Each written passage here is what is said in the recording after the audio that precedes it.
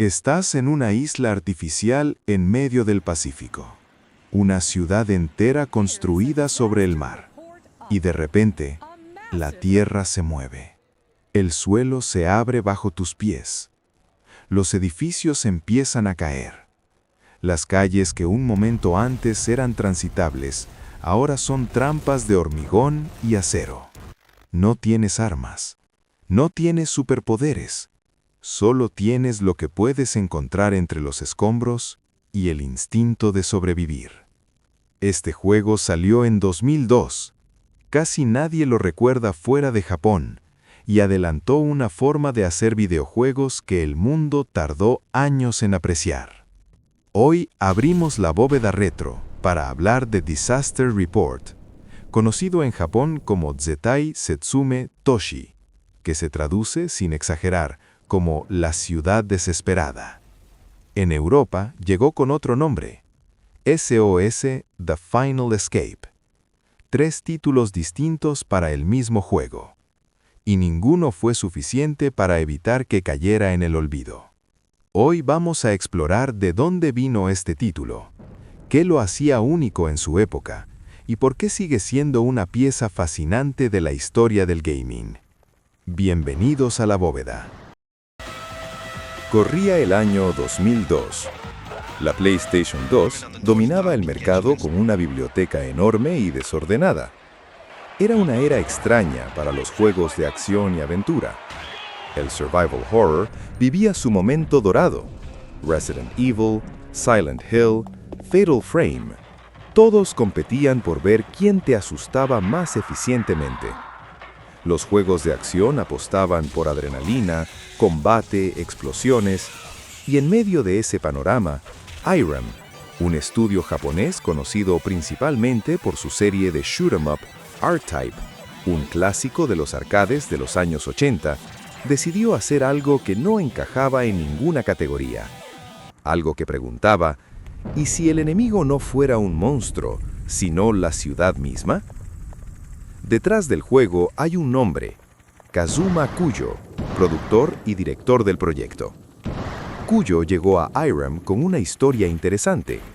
Había trabajado en proyectos relacionados con la serie R-Type y también tuvo vinculación con el desarrollo original de Metal Slug antes de que ese equipo se separara para formar Nazca. Pero Disaster Report era algo completamente diferente a todo lo que había hecho antes. La inspiración, según sus propias palabras en entrevistas, vino de varias fuentes concretas. La novela de catástrofes Japan Sinks de 1973, su adaptación cinematográfica y los testimonios directos de personas que vivieron el gran terremoto de Hanshin de 1995, el mismo que devastó la ciudad de Kobe. Kuyo era estudiante en Kobe cuando ocurrió ese terremoto. Lo vivió de cerca, y esa experiencia dejó una marca. Años más tarde, buscando un tema para un videojuego, llegó a una conclusión que él mismo describió en entrevistas con una honestidad desarmante. Es curioso que casi no haya juegos usando desastres como tema. Supongo que es autocensura. Bueno, si nadie más los hace, pensé, yo lo intentaré. No fue un proyecto de catarsis colectiva ni una declaración artística solemne. Fue la decisión de un creador que vio un espacio vacío y decidió llenarlo. El desafío técnico era considerable. Construir una ciudad artificial que colapsara de forma creíble en el hardware de PS2 requería diseñar entornos que no solo se vieran destruidos, sino que funcionaran como espacios de supervivencia navegables. Cada escombro tenía que poder bloquearte, cada estructura dañada tenía que comunicar peligro, y Kuyo tomó una decisión de diseño que hoy parece evidente, pero en 2002 era poco común. La ciudad te pediría que tomaras decisiones humanas, no cómo atacar, sino si ayudas a alguien atrapado o sigues corriendo para salvar tu propia vida.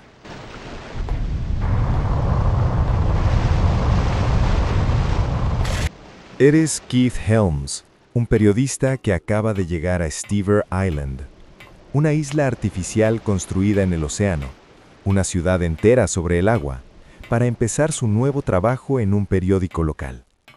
Y en ese momento de llegada, todo se rompe. Un terremoto masivo sacude la isla. Las estructuras comienzan a fallar. Las calles se fragmentan. El agua empieza a ascender. Tu único objetivo es escapar. Por el camino encontrarás otros sobrevivientes. Algunos piden ayuda. Algunos tienen información. Algunos toman decisiones que no entiendes en el momento. El juego no te dice exactamente qué hacer.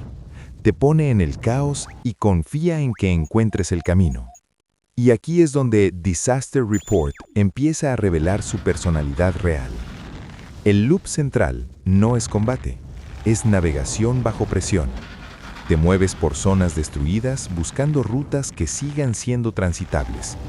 Escalas escombros, cruzas estructuras que vibran, recoges objetos que puedes combinar para crear herramientas improvisadas, una linterna fijada a un casco, por ejemplo.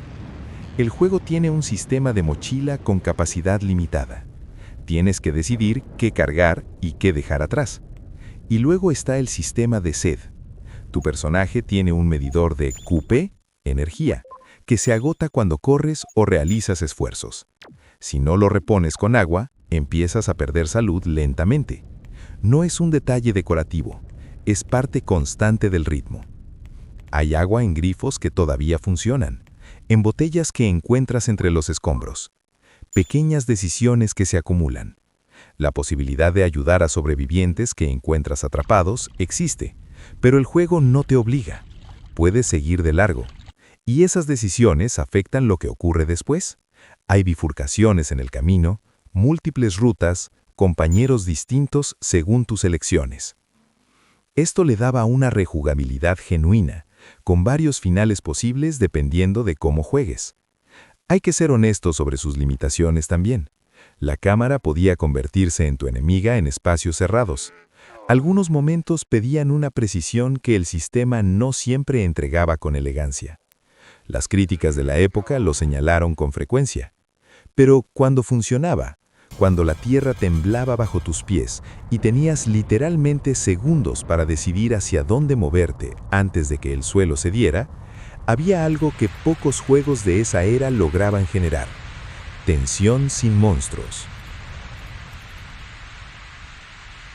El diseño de zonas era en el fondo un problema espacial a resolver. ¿Puedo pasar por aquí? ¿Aguantará ese suelo? ¿Hay otra ruta? Visualmente, Disaster Report es un producto de su tiempo, y hay que mirarlo con ese lente. La PS2 tenía límites claros y el equipo los usó con lo que tenían. La ciudad destruida tiene una coherencia visual que sorprende. No es caos al azar, sino ruinas con una lógica arquitectónica. Los edificios que caen, las calles fracturadas, los escombros que crean siluetas reconocibles de lo que esa ciudad fue antes del desastre. La paleta es deliberadamente apagada, grises, ocres, marrones, sin saturación exagerada. Todo comunica polvo, humo, desolación. Pero donde el juego realmente acierta es en el diseño sonoro.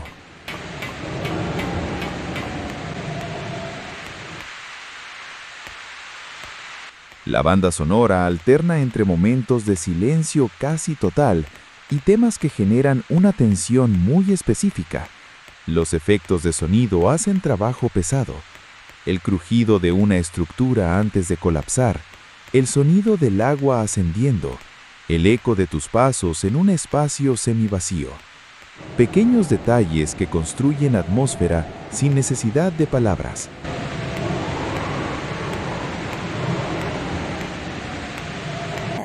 He just started elementary school this year. Disaster Report llegó a Japón en 2002 y tuvo una recepción que podría describirse como respetuosa, pero contenida.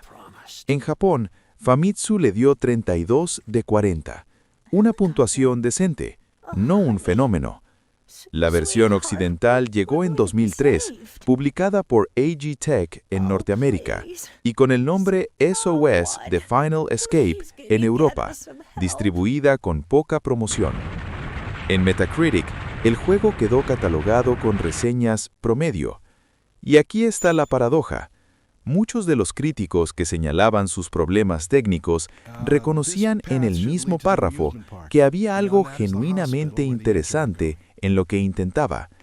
Lo que Disaster Report ofrecía no encajaba bien en los criterios de evaluación de 2003. ¿Cómo calificas un juego donde el punto central no es que sea divertido en el sentido tradicional, sino que sea tenso, humano y verosímil? Quedó en ese limbo incómodo de los juegos que hacen algo diferente, pero que llegan antes de que el lenguaje crítico tenga herramientas para evaluarlos. I'm worried. I'm going home. What are you gonna do? El legado de Disaster Report es uno de esos casos donde el tiempo ha sido más generoso que el momento. La serie tuvo continuidad directa. Una segunda entrega llegó en 2006 en Japón y fue publicada en Occidente como Raw Danger. Una tercera salió en PSP en 2009, aunque esa nunca salió de Japón. Y luego vino una historia que merece su propio capítulo. Irem tenía en desarrollo una cuarta entrega para PlayStation 3 programada para 2011. En marzo de ese año, el terremoto de Tohoku devastó Japón. 3 días después, Irem anunció la cancelación del juego. Poco tiempo después, Irem se retiró prácticamente del desarrollo de videojuegos. Pero Kazuma Kuyo no se rindió.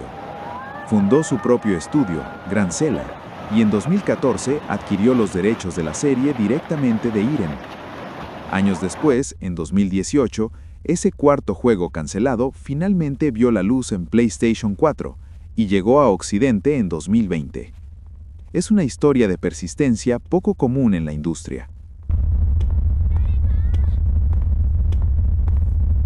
Más allá de su legado interno, Disaster Report anticipó conversaciones que el gaming tendría años después.